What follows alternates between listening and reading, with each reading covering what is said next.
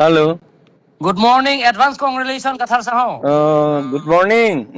Advance congratulations. Atumi nang ring body. Nangli fan congratulations na pi fasin ay Acha. Misen bo nangli hai bo. Misen nang lita haibo. Ini bang report teng ben ge chogi pusi pujeta ki cheki betu mar pura kheti. Kalang tema. La ha chin ki dinga tum fan ki cheki betu ge nak pi nang pipene. Kalang. Latung bang enon ke. Bisa suhe nili. Latung si deciding factor si plang net lo enon ke. Lain nanti lah tum fan nili bisa suhe nang pi mang pi. Kalang la.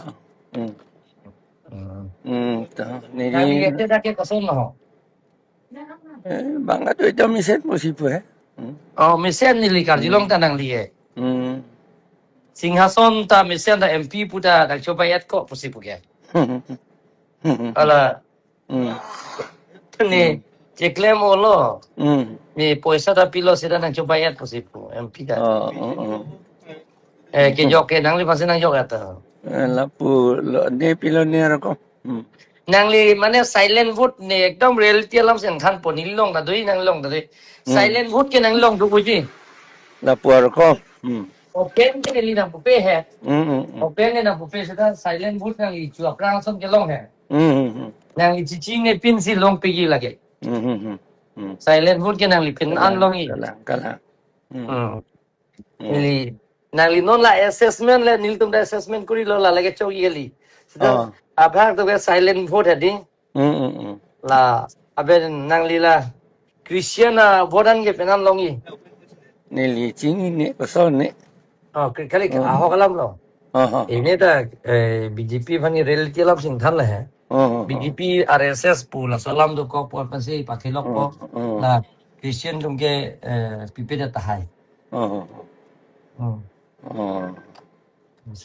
Nang lipan da congratulation nang pila ho day. Dora pen na assembly long hoda debate dora pen na. Kalang le. Hemprek pe de hang non sura pen na. Kalang le. Tim kar biang long. Oi. Nang lita nang cewar tulut no he ni cuma tu. Lah cewar.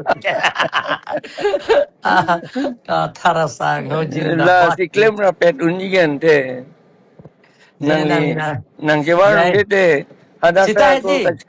Ala angtong tum ke nililong si na charab do na dhone sorong phar pen angtong ke. Acha.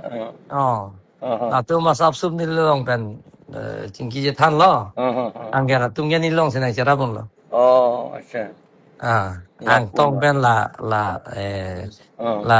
so dhone sorong phar pu hai. La tum ye la ke 100% nililong si na charab lo. Acha. Nang lipan si cini tu lo lagi. Kan lila hok lo lagi relis jalan ni. Nang lipan ni licu bayi be mati. Kalang lo. Hok lo. Cito na ante deh mo. Tak. Nang li Guwahati mata rong sido lo. Yo Guwahati dam hala nili mua sopo ga biapu. Nili Guwahati non ke bali pu. Orang mo cetong na. Cetong na. Penap kali dan nang li hemang pu. Ita. Sanang yun pu. Nang yun no. Adab deh anda. Adab lo bang pu.